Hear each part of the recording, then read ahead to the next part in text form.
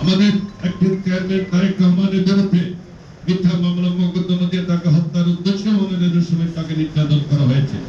অবাধ সুস্থ নিরপেক্ষ নির্বাচন করার জন্য আইন শৃঙ্খলা সঠিকভাবে পরিচালিত করে সঠিক প্রতিনিধি নির্বাচন করে নির্বাচিত জনপ্রতিনিধির কাছে ক্ষমতা হস্তান্তর করা হচ্ছে।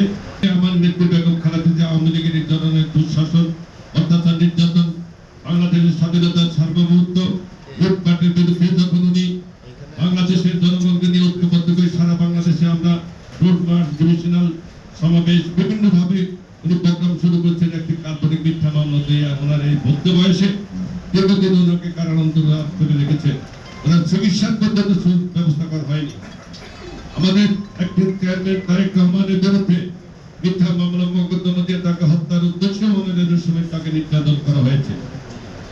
ইনশাআল্লাহ আমরা সকল বিপদাবাদ কাটিয়ে আজকে একটা পর্যায়ে এসেছে বাংলাদেশের মানুষ এখন খুবই অধীর আগ্রহে আছে কখন একটা জাতীয় নির্বাচন হবে।